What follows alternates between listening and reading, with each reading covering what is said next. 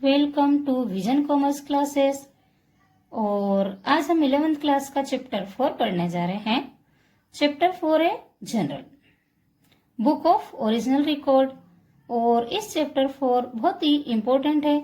और इस चैप्टर 4 को सोल्व करने से पहले हमने इसके जो गोल्डन रूल्स रहते हैं वो पहले हम समझ चुके हैं, ताकि आगे इसमें जो भी ट्रांजेक्शन वगैरह हमें रिकॉर्ड्स करना चाहेंगे, हमारी जनरल एंट्री करना चाहेंगे, वो हमारे लिए बेहद इजी हो जाएगी।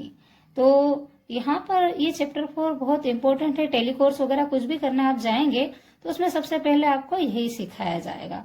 यानी कि ये पूरे कॉमर्स डिपेंड है जनरल पर। ये कह सकते हैं कि हमें कॉमर्स सब्जेक्ट लेना है, अकाउंटेंसी पढ़ना है, तो सबसे पहले हमें जनरलाइजिंग करना आना चाहिए। इसलिए सबसे पहले इससे पढ़ रहे हैं और समझ रहे हैं। वैसे तो हम कहीं से भी समझ सकते हैं, लेकिन मेहनत ज्यादा है। लेकिन सिंपल वे में समझेंगे, आसानी से समझेंगे और उन चीजों को समझेंगे जो मोस्ट इम्पोर्टेंट है और जो हमें हमेशा ही काम आने वाली है। तो चलिए चैप्टर 4 शुरू करते हैं। चैप्टर 4 जनरल है, बुक ऑफ ओरिजिनल रिकॉर्ड।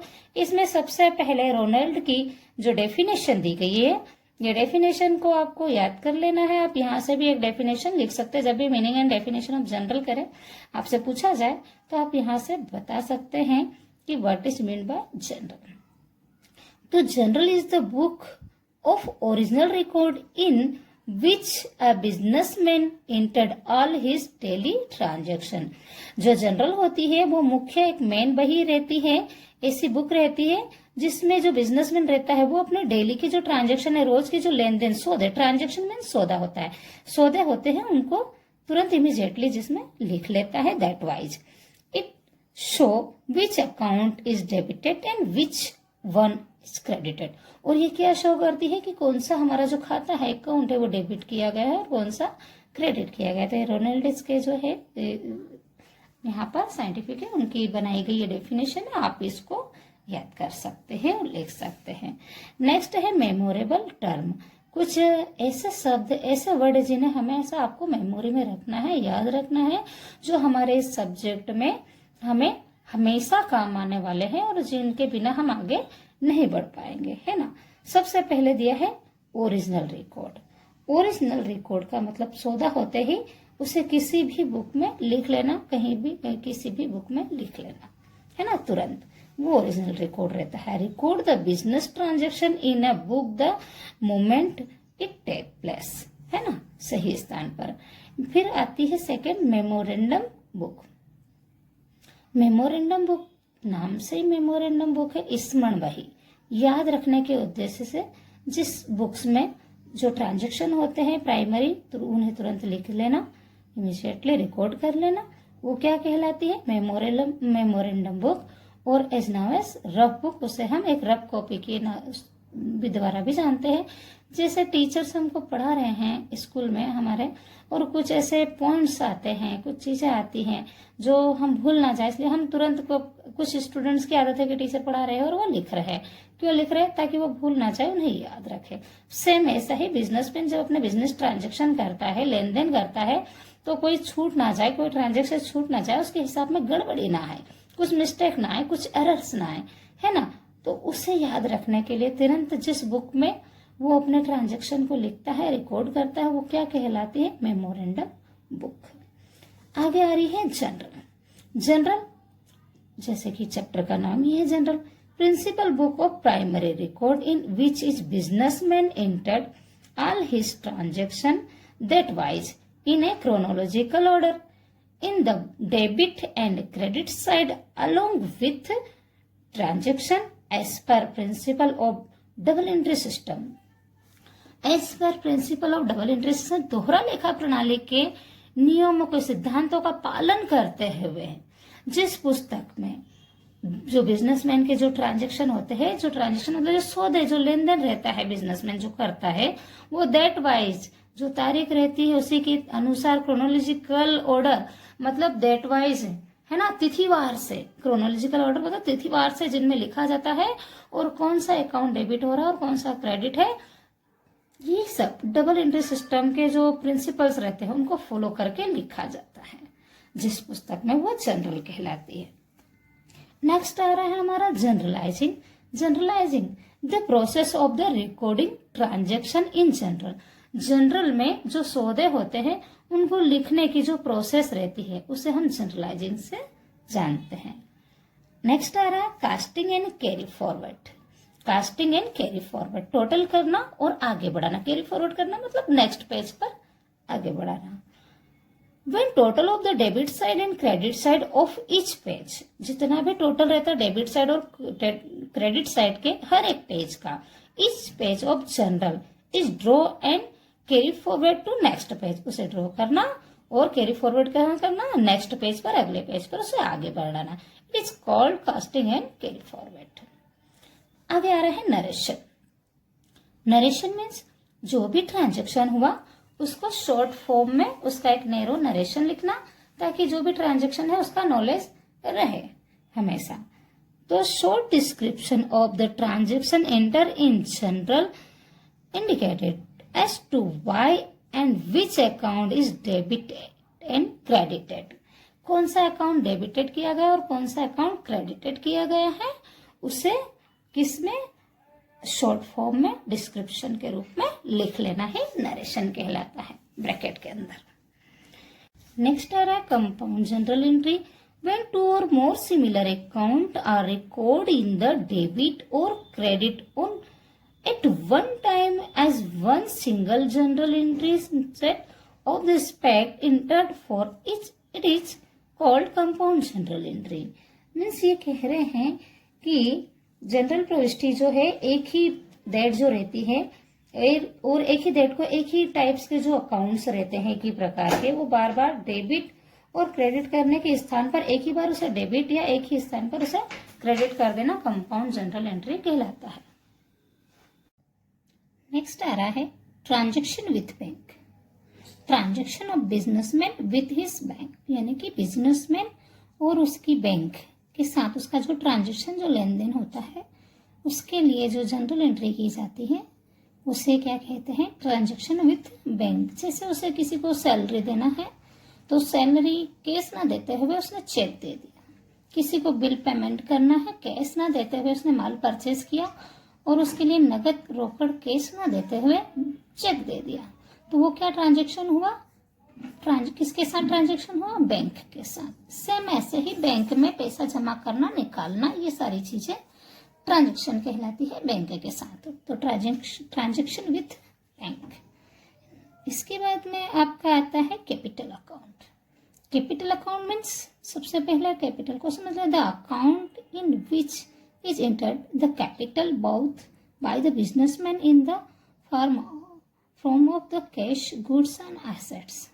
बाउथ मतलब कि ये कहने का एक सिंपल वे में अगर इसे समझा जाए कि जो बिजनेसमैन रहता है वो एक ऐसा खाता व्यापारी के द्वारा व्यापार में जो लगाई गई पूंजी रहती है, जब भी वो बिजनेस स्टार्ट करता है, बिजनेस स्टार्ट करते समय उसके पास जो भी कैश रहता है, असेट्स मतलब संपत्ति, जिसे हम furniture, machine, building, computer etcetera इन चीजों से समझ सकते हैं, ये संपत्तियां असेट्स कहलाती हैं। असेट्स मीन्स संपत्ति। और माल भी उसकी एक संपत्ति है, कोई माल है जिस इन सब चीजों को जब इन्वेस्ट करता है, कब इन्वेस्ट करता है, बिजनेस स्टार्ट करते समय।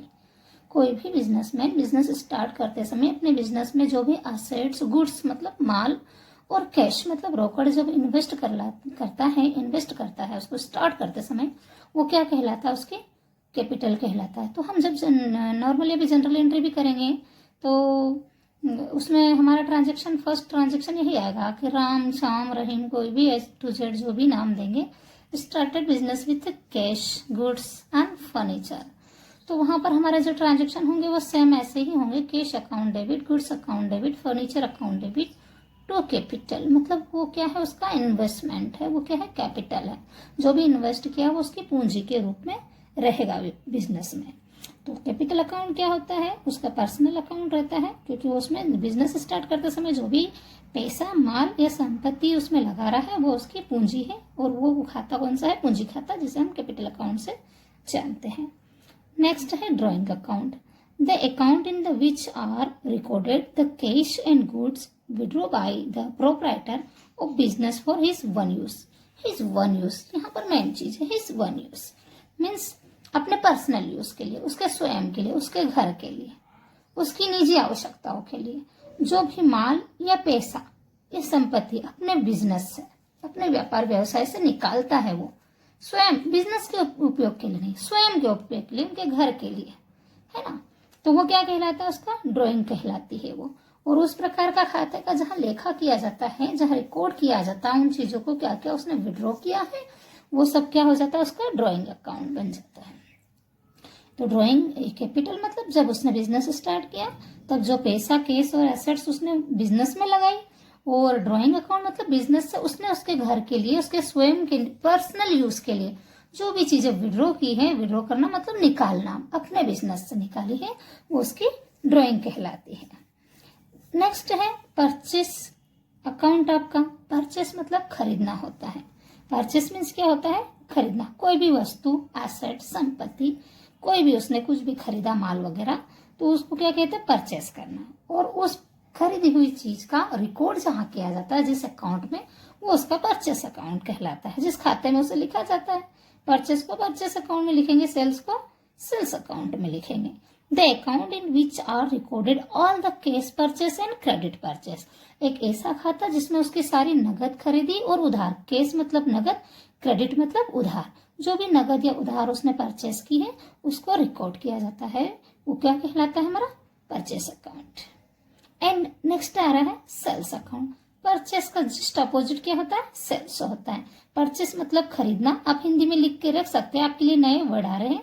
और सेल्स मतलब बेचना, जब भी वो माल वगैरह, संपत्ति वगैरह कुछ भी बेचता है अपना, तो उसका रिकॉर्ड जहां पर उसका रिकॉर्ड किया जाता है वो कौन सा अकाउंट कहलाता है, सेल्स अकाउंट। एसेट्स नहीं आता है, अधिकतर सेल्स अकाउंट और परचेस अकाउंट में माल ही आएगा, गुड्स ही आएगा, तो क्या कहलाता है, सेल्स अकाउंट।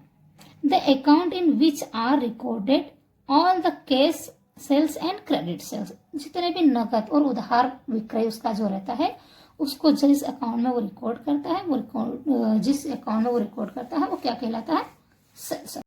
तो purchase return account. The account in which are recorded the goods return to the seller for same reason और द अदर, है ना, किसी बहुत सारे रीजन्स हो सकते हैं, बहुत सारे कारण हो सकते हैं, उनके कारण आ सकता है।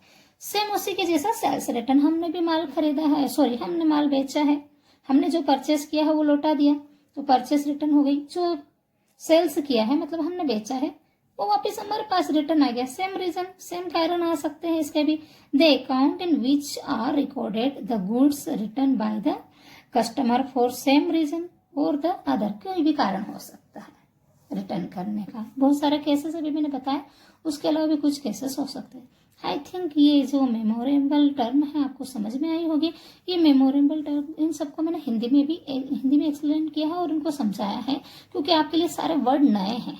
कॉमर्स के जो वर्ड है ये सारे के सारे नए हैं, तो इन सबको आप चाहे तो अपनी कॉपी में जब रिकॉर्ड कर रहे हो, तो जैसे ये ब्लैक से आपने लिखा ओरिजिनल एंट्री, मेमोरेंडम बुक, इन सबका मैंने हिंदी में नहीं समझाया है।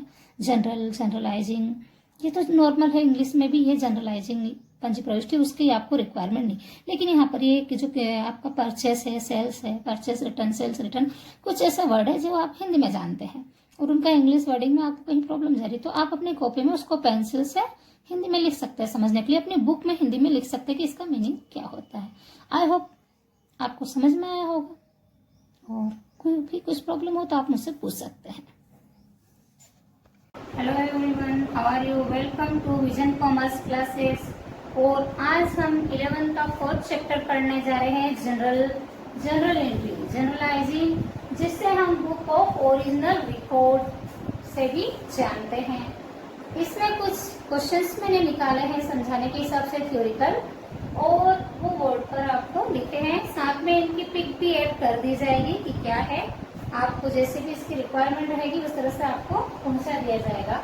सबसे पहले इसमें दिया गया है हमारा meaning of memorandum book. Meaning of memorandum book, memorandum books means क्या होता है, जिससे हम सिंपल लैंग्वेज में जाने तो एक स्मरण बने, याद रखने के लिए जो पुस्तक रखी जाती है, जो बुक्स रखी जाती है, कि जो भी बिजनेसमैन जो भी ट्रांजेक्शन करते हैं full of time, day two days, उनको इमीडिएटली जिसमें रिकॉर्ड किया जाता है, प्राइमरी रिकॉर्ड किया जाता है, वो मेमोरेंडम बुक है, ताकि उसे जनरलाइजिंग करते समय या जब भी हिसाब कुछ भी चाहिए तो उसे कुछ भूल ना जाए, कुछ मिस्टेक ना हो, उन सब की सुविधा के अनुसार इमीडिएटली जिन भी ट्रांजेक्शन को रिकॉर्ड किया जाता है जिस बुक में, उसे मेमोरेंडम बुक कहते हैं as now as rough book, और उसे एक रफ बुक की तरह भी जाना जाता है। जिस तरह से हमारी रफ बुक रहती है स्कूल्स में भी टीचर्स हमें पढ़ाते रहते हैं और कुछ इंपॉर्टेंट पॉइंट्स वगैरह या चीजें हम लिखते रहते हैं ताकि हम उसे भूल ना जाए, मिस ना कर दें।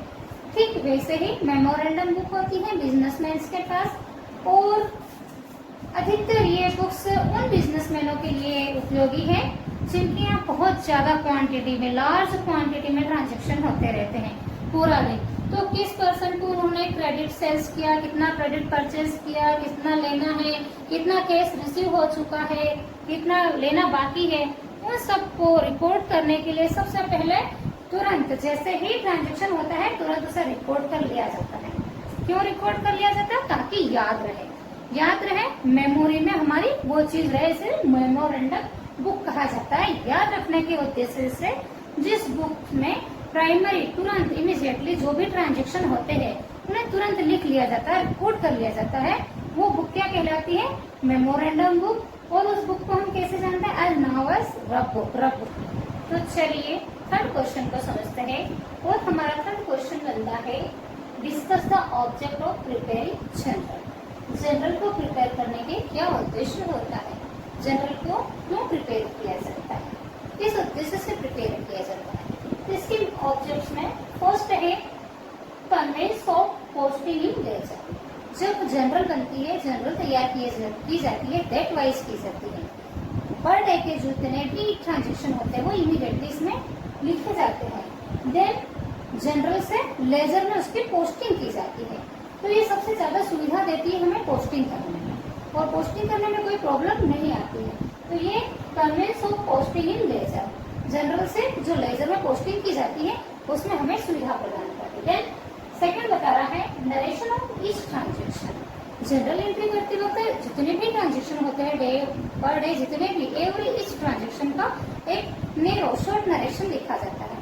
तो उस नरेशन के थ्रू हमें पता चल जाता है कि क्या ट्रांजेक्शन हुआ है, किस टाइप्स का लेन देन हुआ है ना, क्रेडिट है या कैश है, किस डे को हुआ है या डेट को हुआ है, तो उसके बारे में भी हमें इंफॉर्मेशन मिल जाती है। थर्ड है knowledge of debit and credit. Knowledge of debit and credit means किस अकाउंट को हमने डेबिट किया है और किस अकाउंट को क्रेडिट किया है, किससे उधार माल बेचा है और किसे नकद बेचा है, कितना पैसा रिसीव हो गया है और कितना किसी से लेना बाकी है। इन सबका जो नॉलेज है वो कहाँ से आता है? जनरल के थ्रू आता है, और इसी उद्देश्य से इसे प्रिपेयर किया जाता है ताकि किसी भी प्रकार की एरर्स ना आए, मिस्टेक ना है, गलती ना हो। फोर्थ आता है evidence and dispute. Evidence and dispute, जब कस्टमर में या बिजनेस टू बिजनेस में किसी भी प्रकार का डिस्प्यूट होता है, मतभेद हो जाता है किसी भी बात को लेकर के, कोई कहासुनी हो जाती है या उनकी मेमोरी से स्लिप हो जाता है किसी चीज को, तो एक एविडेंस रहता है हमारे पास में कि अभी भी कोई मतभेद ना हो ग्राहकों से, हमें उन्हें दिखाने के लिए कि हमने अपनी जनरल एंट्री तैयार की है। और ये एक साइंटिफिक तरीके से की जाती है। इसमें प्रिपेयर इसका जो फॉर्मेट है वो भी बनता है बिल्कुल परफेक्ट, और उसी के अकॉर्डिंग इसमें ट्रांजेक्शन होते हैं। फिर बोलता है knowledge of day wise business. Her businessman जानना चाहता है कि कौन से दिन उसका बिजनेस कितना है। किसी विशेष डे आया तो उस दिन उसका बिजनेस कितना है। कोई स्पेशल डे आता है, जैसे अभी नवरात्रि चल रही है, कभी त्योहार आ जाते हैं, तो उन त्योहारों में और जनरल डे में उनमें कोई एक स्पेशल डे आता है, तो उस स्पेशल डे उसका कितना बिजनेस रहा। तो डे वाइज जो बिजनेस रहता है उसका भी नॉलेज किससे मिलता है? जनरल से, क्योंकि जनरल में इमीडिएटली हम सारे ट्रांजेक्शन लिख लिए जाते हैं। Then comparison with the invoice accept. जो भी रिसिप्ट वगैरह, इनवॉइस वगैरह हमारे पास रहता है उन सबका मिलान इन सब से किया जाता है, कंपेयर किया जाता है, उनको मिला लिया जाता है ताकि कुछ भी एरर्स वगैरह, एरर्स मतलब गलती, मिस्टेक, त्रुटि हो जाती है, वो अगर हो गई है तो वो जनरल से उसे सही कर लिया जाए। तो इनवॉइस जो रहती है उसका भी मिलान करने के लिए, उसे कंपेयर करने के लिए हमें वो रहता है ताकि कोई भी बिल वो रिसिप्ट छूटे नहीं, और बिल बनाने में भी इससे सुविधा रहती है। प्रकार से 6 पॉइंट आपके मैंने बताए गए हैं ऑब्जेक्ट ऑफ जनरल। जनरल को प्रिपेयर करने के क्या उद्देश्य रहते हैं कि discuss the object of preparing general. General किस उद्देश्य से प्रिपेयर की जाती है। आई होप आपको ये समझ में आई होगी। अगर देन हम इसका फॉर्मेट समझते हैं आगे चल के कि किस प्रकार से इसका फॉर्मेट बनाया जाता है। तो आइए समझते हैं जनरल का फॉर्मेट, क्योंकि जनरल में हम जितने भी न्यूमेरिकल प्रॉब्लम्स है, जितने भी ट्रांजेक्शन है वो हमें रिपोर्ट करना है और जो भी है हमें सोल्व करना है। तो चलिए समझते हैं फॉर्मेट कैसे बनेगा जनरल का, जनरल एंट्री कैसे होगी। तो यहाँ पर जनरल एंट्री करेंगे, उसके लिए सबसे पहले कॉलम प्रिपेयर करेंगे। फर्स्ट कॉलम होगा दैट का, किस डेट को कौन सा ट्रांजेक्शन हुआ उसको डेट वाइज लिखना इसमें कंपलसरी रहता है। तो सबसे पहला कॉलम हमारा होगा दैट का। सेकंड जो होता है वो होता है पर्टिकुलर। पर्टिकुलर का जो कॉलम रहता है वो थोड़ा बड़ा बनाया जाता है। बड़ा इसलिए बनाया जाता है क्योंकि इसमें जो भी ट्रांजेक्शन होते हैं उन्हें डेबिट और क्रेडिट करने के साथ साथ उनका शॉर्ट नरेशन भी लिखा जाता है। ये पर्टिकुलर का कॉलम बड़ा रहता है। देन फिर LF लेजर फोलियो, यहाँ से लेजर फोलियो जनरल में से जितना भी ट्रांजेक्शन हमारा हुआ इसकी पोस्टिंग लेजर में होगी। तो जो लेजर है किसे फॉलो करेगी, हमारी जनरल का। तो ये लेजर फोलियो का LF का कॉलम, इसे शॉर्ट फॉर्म में LF भी लिखा जाता है। आगे आता है हमारा डेबिट अमाउंट। जितनी भी अमाउंट हमारी डेबिट होगी, जितने भी डेबिट अकाउंट है उनका जो अमाउंट है वो इस कॉलम में रिकॉर्ड किया जाता है। सेकेंड होता है क्रेडिट अमाउंट, जिन ट्रांजेक्शन में को क्रेडिट किया जाता है, जिन अकाउंट्स को क्रेडिट किया जाता है और जिन ट्रांजेक्शन में क्रेडिट अमाउंट होता है उसे इस कॉलम में रिपोर्ट किया जाता है। इस प्रकार से 1, 2, 3, 4 and 5 there are 5 column is mention in preparing time of journal. Journal को प्रिपेयर करते समय उसमें कितने कॉलम प्रिपेयर वो किए जाते हैं मेंशन, 5 कॉलम को हमने मेंटेन करके रखा है और 5 कॉलम से कम नहीं आता। ये आपका एक ऑब्जेक्टिव भी बन सकता है कि